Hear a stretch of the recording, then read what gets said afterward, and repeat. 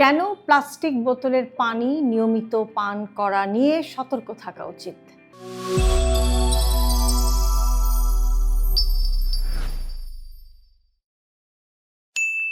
গরমে গাড়ির ভেতরে বা রোদে থাকা প্লাস্টিকের বোতল থেকে কি আপনি পানি খান?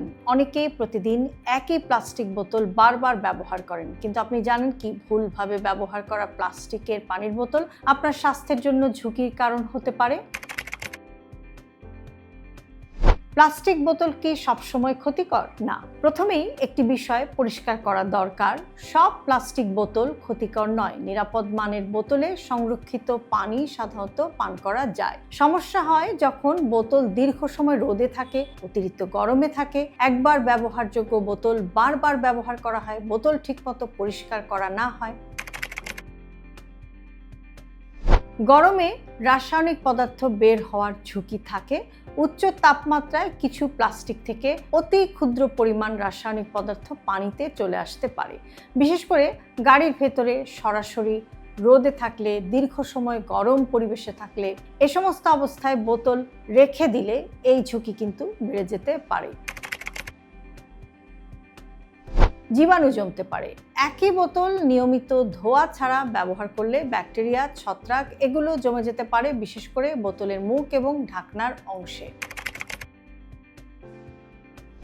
মাইক্রোপ্লাস্টিকের সম্ভাবনা।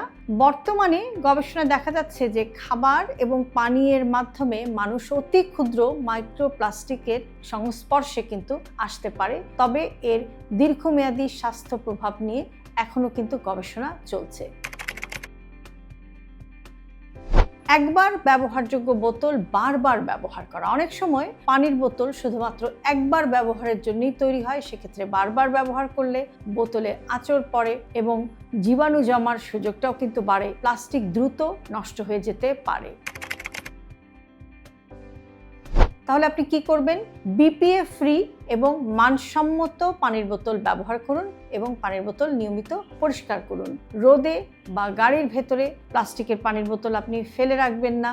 সম্ভব হলে স্টেইনলেস স্টিল বা কাঁচের বোতল আপনি ব্যবহার করতে পারেন। সহজ করে বললে, প্লাস্টিক বোতলের পানি সবসময় ক্ষতিকর নয়, কিন্তু গরমে রাখা বোতল, অপরিষ্কার বোতল, একবার ব্যবহারযোগ্য বোতল বারবার ব্যবহার, এসব অভ্যাস এড়িয়ে চলা ভালো।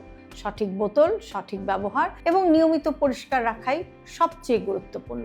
আপনি কি একই প্লাস্টিকের বোতল অনেক দিন ধরে ব্যবহার করেন? কমেন্টে লিখে জানান। এই ভিডিওটি আপনার বন্ধু এবং পরিবারের সাথে শেয়ার করুন।